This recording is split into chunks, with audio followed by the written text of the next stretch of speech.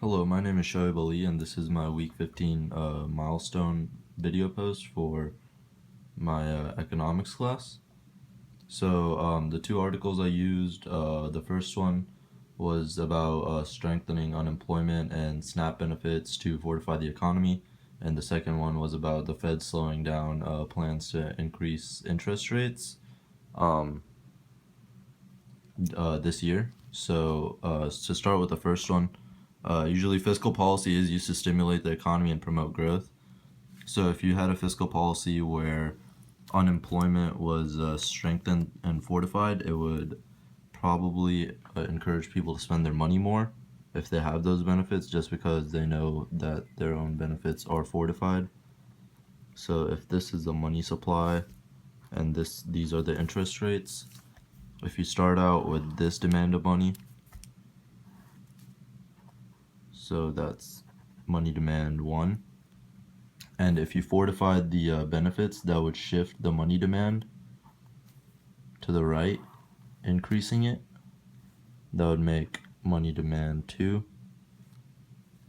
and along with that, the interest rates would increase when the benefits were strengthened, just because if people were to hold on to less money, that means they want to spend it more, and then that would encourage the Fed to increase the interest rates. And to get the MPC, or the multiplier on that, the MPC was shown to be 0.93. If you go 1 over 1 minus 0.93, gives you 14.28. So the GDP, the real GDP, would change based on that multiplier right there. So the second article I chose was based on the Fed's plans to increase the tax rates this year, or not the tax rates, sorry, the interest rates.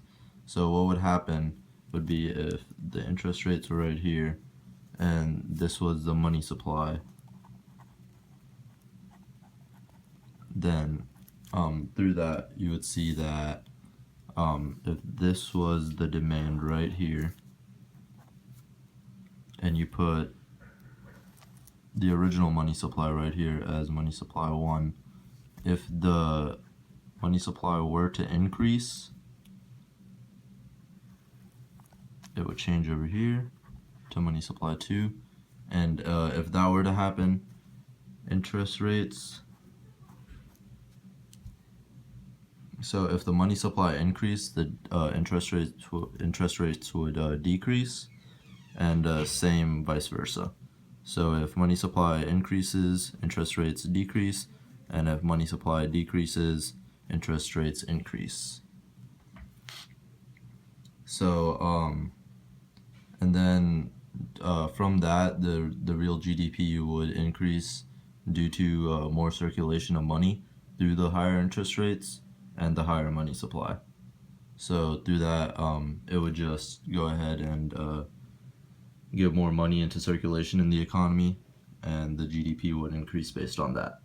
And the same with the money multiplier, it would be 14.28, which would change the GDP based on that.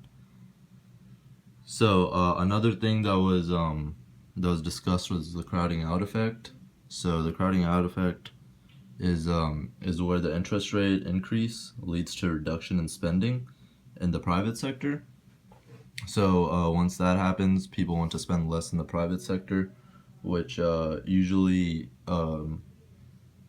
marks down the level of investments that come in, and it pretty much crowds out to where there's less income in the economy.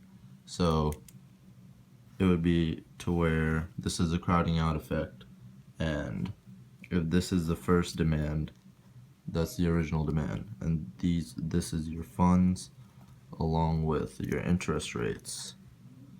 So the supply goes up, the second demand increases, so you're getting more demand. However, the interest rates are still increasing also. So you're getting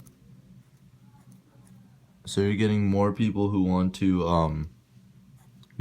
invest less, in the private sector, causing a stunt in the economy. And that was my video project.